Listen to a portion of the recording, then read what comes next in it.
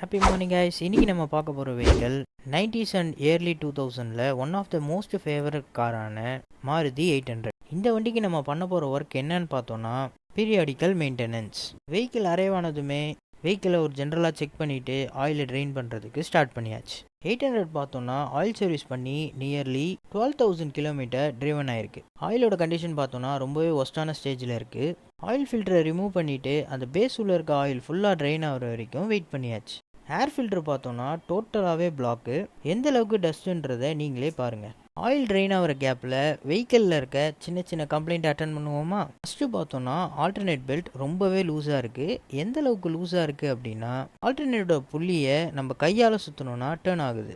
பெல்ட்டோட condition நல்லா இருந்ததுனால ஆல்டர்னேட்டரோட பெல்ட்டை டைட் வச்சுட்டு ஏசி பெல்ட்டை செக் பண்ணும். ஏசி பெல்ட்டும் பார்த்தோன்னா லூஸாக இருந்ததுனால அதையும் டைட் வச்சுட்டு பெல்ட் ஒர்க்கை ஃபினிஷ் பண்ணியாச்சு. பெல்ட்டோட ஒர்க்கை ஃபினிஷ் பண்ணிவிட்டு மெட்டீரியல் பர்ச்சேஸ் பண்ணுறதுக்கு கிளம்பியாச்சு. வாங்கிட்டு வந்த மெட்டீரியலை ஃபஸ்ட்டு நம்ம ஃபிட் பண்ண போகிறது ஏர் ஃபில்டர். ஏர் ஃபில்டரை ஃபிட் பண்ணி முடிச்சதுக்கப்புறம் ஆயில் ஃபில்டரை ஃபிட் பண்ண போகிறோம். அதுக்கு முன்னாடி அதோட பேஸை ப்ராப்பராக க்ளீன் பண்ணிட்டு தான் ஆயில் ஃபில்டரை எப்போதுமே ஃபிட் பண்ணணும். 800ல் பார்த்தோன்னா 2 டைப் ஆஃப் ஆயில் ஃபில்டர் வரும். ஒன்று பார்த்தோன்னா சின்னதாக இருக்கும், அனதர் ஒன்று பார்த்தோன்னா பெருசாக இருக்கும். ஸோ இந்த வண்டிக்கு தேவையான ஆயில் ஃபில்டரை ப்ராப்பராக பர்ச்சேஸ் பண்ணி ஃபிட் பண்ணியாச்சு. ஆயில் ஃபில்டரை ஃபிட் பண்ணதுக்கப்புறம் ஃபைனல் ஸ்டேஜாக ஆயிலோட ட்ரைன் நெட்டை மறக்காமல் டைட் வச்சிடணும். Drain net, oil filter, air filter இது எல்லாத்தையுமே நம்ம ப்ராப்பராக ஃபிட் பண்ணி முடிச்சாச்சு. அடுத்து என்னன்னு பார்த்தோம்னா இன்ஜின் ஆயில் ஃபில் பண்ணுறது. என்னடா ஆயில் சர்வீஸ்ன்னு சொல்லிட்டு பம்பரை ரிமூவ் பண்ணி வச்சிருக்கானே நினைக்க வேண்டாம். பம்பரை ரிமூவ் பண்ணாதான் பெல்ட்டையும் ஈஸியாக டைட் வைக்க முடியும், ஆயில் ஃபில்டரையும் ரிமூவ் அண்ட் ரீப்ளேஸ் பண்ண முடியும். வெஹிக்கிளோட ஃபைனல் ஸ்டேஜ் வந்தாச்சு. கூலண்ட்டை ஃபுல்லாகவே ட்ரைன் பண்ணி எடுத்துட்டு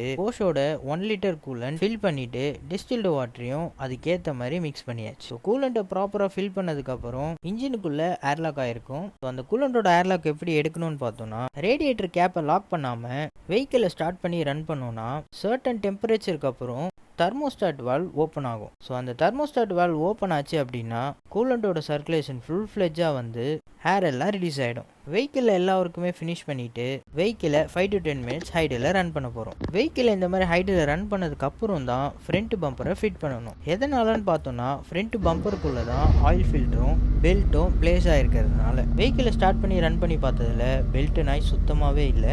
எந்த ஒரு ஆயில் லீக்கும் இல்லாமல் வெஹிக்கிள் பார்த்தோன்னா சூப்பராக ரெடி பண்ணியாச்சு. அப்புறம் என்ன டெலிவரி தான் நீங்கள் நினைக்கலாம், பட் அதுதான் இல்லை. பிகாஸ் இது என்னோட வெஹிக்கிள்.